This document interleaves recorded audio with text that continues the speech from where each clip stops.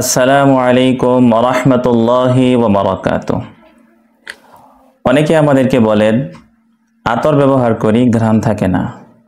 অনেকে বলে দামি আতর নিলাম, তারপরেও কেন ঘ্রাণ পাচ্ছি না। এটার একটা সলিউশন, এটার একটা আতর ব্যবহারের একটা পদ্ধতি আমরা আজ আমাদের ভিডিওর মাধ্যমে বলবো।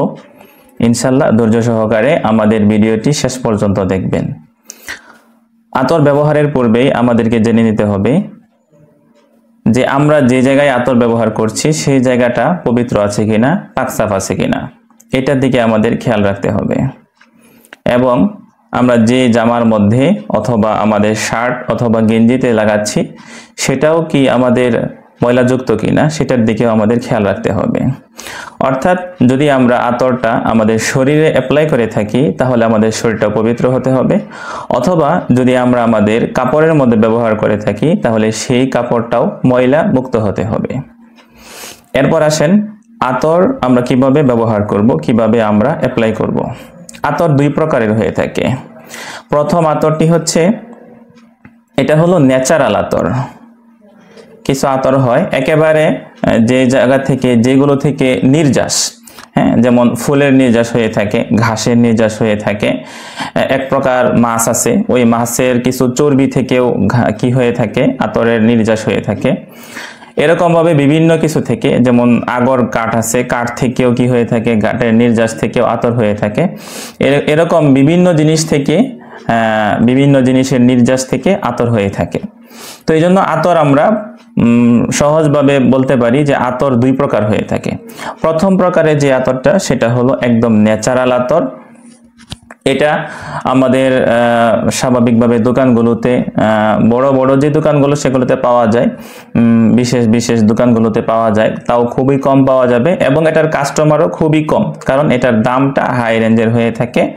এটা যদি আমি একেবারে অল্প নিয়ে থাকি তারপরেও আমাকে কমপক্ষে 1500-2000 টাকা থেকে আমাকে এটা কিনতে হবে, 1,00,000-2 লাখ টাকা পর্যন্ত এটার দাম হয়ে থাকে।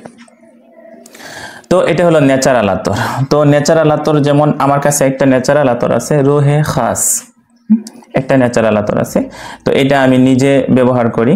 তো এই ন্যাচারাল আতরটা কিভাবে ব্যবহার করব, এটা প্রথমে শিখি। ন্যাচারাল আতর কিভাবে ব্যবহার করব।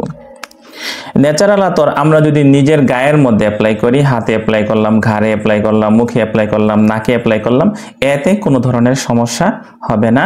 এতে আমাদের শরীরে কোনো অ্যালার্জিরও প্রবলেম হবে না, অথবা অন্য কোনো ধরনের সাইড ইফেক্ট এইসব আতরের ভিতরে নেই। তো এই আতরগুলো অ্যাপ্লাই করার নিয়ম আমি আপনাদেরকে বলছি। প্রথমে আমরা এটা স্টিকটা খুলে নিব। স্টিকটা খোলার পর এখান থেকে আমাদের প্রয়োজন অনুযায়ী আমরা আতরটা নিয়ে নিব। আতর নেওয়ার পরে আমাদের বাম হাতের কবজিতে, এখানে বাম হাতের কবজিতে আমরা একটু আতর অ্যাপ্লাই করব। অ্যাপ্লাই করার পর ডান হাতের কবজিটা, বাম হাতে আমরা এই যে দেখেন একটু আতর অ্যাপ্লাই করেছি, ডান হাতের কবজিটা এই জায়গায় আমরা টাচ করব, ঘষা দেব না, টাচ করব। টাচ করার পর আমরা ডান হাত বাম কাঁধে আর বাম হাত ডান কাঁধে হালকা একটু ঘষা দিয়ে আমাদের জামাতে, ঘাড়ে অ্যাপ্লাই করব। আমাদের ঘাড়ে অ্যাপ্লাই করব, কাঁধে অ্যাপ্লাই করব, কাঁধের মধ্যে আমরা অ্যাপ্লাই করব। এরপরে আমরা এখান থেকে দাড়িতেও লাগাইতে পারি, দাড়িতেও লাগাইতে পারি, চাইলে আমরা কাপড়েও সেটা লাগাইতে পারি।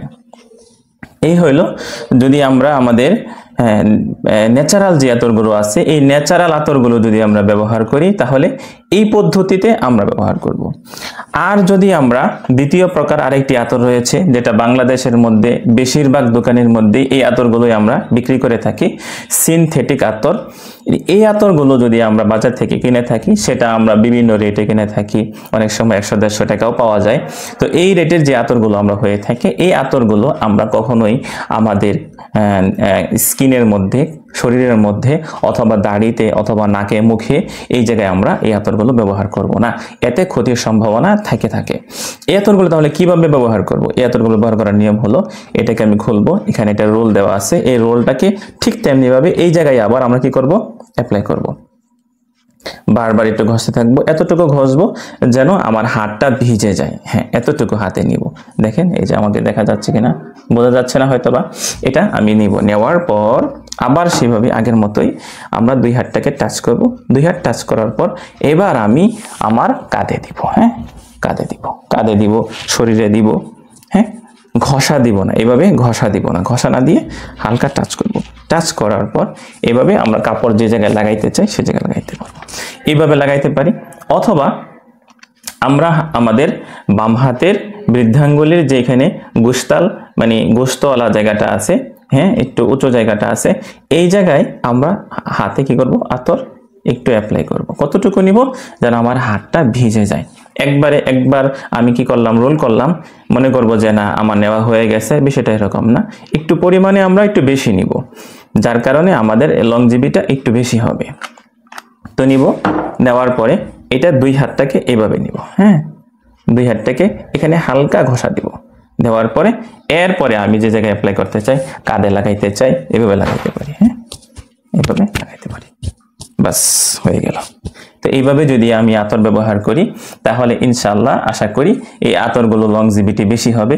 এই আতরগুলো ঘ্রাণ আমি নিজেও যেরকম পাবো, আমার পাশে যে থাকবে অথবা আমি যে দিক দিয়ে অতিক্রম করব তারা সকলেই আমার ঘ্রাণে মুগ্ধ হবে ইনশাআল্লাহ, এইভাবে যদি আমরা আতরগুলো ব্যবহার করে থাকি। আসসালামু আলাইকুম, জাযাকাল্লাহ খায়রান।